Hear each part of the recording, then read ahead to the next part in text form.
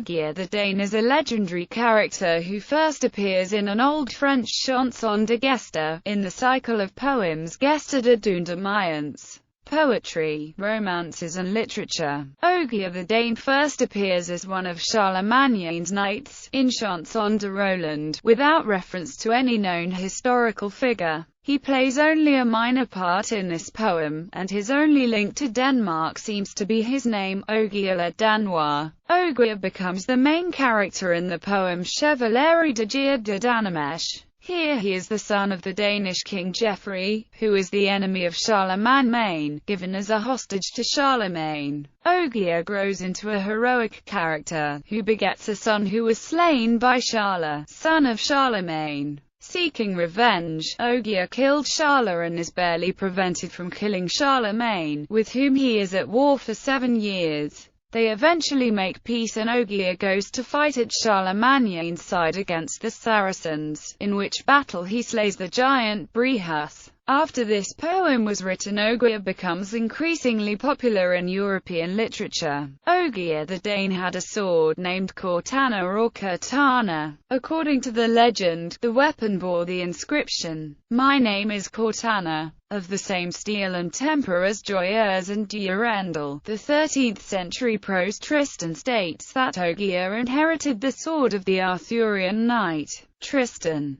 shortening it and thus naming it Courtane. This suggests a connection to Henry III of England's coronation sword Curtana, which was said to have been Tristan's sword, and which had its end cut off. The sword remains in use in the coronation of the British monarchs. It is likely that he became known in Scandinavia in the 15th century through the translation of Carlomagne's saga, but he rapidly became popular and he is depicted on 15th and 16th century paintings in 2 churches in Denmark and Sweden. In 1515, Christian Pedersen was living in Paris, and there he translated a prose novel based on the rhyming chronicles into the Danish Ogier Danskes Krønike, which was printed in 1534. Pedersen made Ogier into the son of a Danish king named Godfred, who leaves Ogier as hostage to Charlemagne. This translation quickly became popular in Denmark. Like Frederick Barbarossa, Saint Wenceslas and King Arthur, in Danish legend Ogier becomes a king in the mountain. He is said to dwell in the castle of Kronborg, his beard grown down to the floor. He will sleep there until some day when the country of Denmark is in peril, at which time he will rise up and save the nation.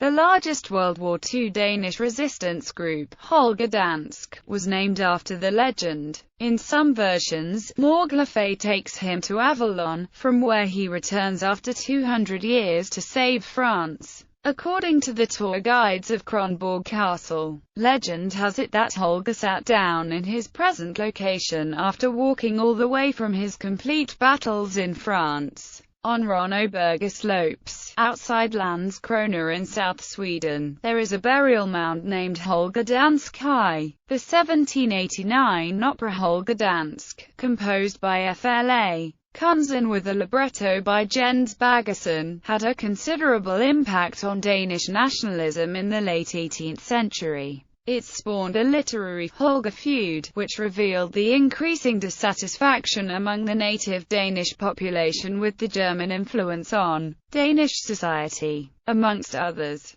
the Danish intellectual Peter Andreas Heiberg joined the feud by writing a satirical version entitled Holgertisk, ridiculing Bagerson's lyrics. During the German occupation of Denmark, presentation of the same opera in Copenhagen became a manifestation of Danish national feeling and opposition to the occupation. Modern works. Poul Anderson's fantasy novel 3 Hearts and 3 Lions draws upon these legends and also alters them. Its protagonist Holger Karlsson is transported to a fantasy alternate history where the matter of France is historical. He eventually learns that he is Ogier the Dane. In his 2010 novel I Curse the River of Time, Norwegian novelist Per Petterson describes a small ferry sailing between Norway and Denmark with the name Holger Dansk. One of the main characters, a dying Danish woman going home, feels accepted and understood by its crew. She has lost a son some years ago. The ferry's name may or may not be relevant to the story, which has many interwoven strands.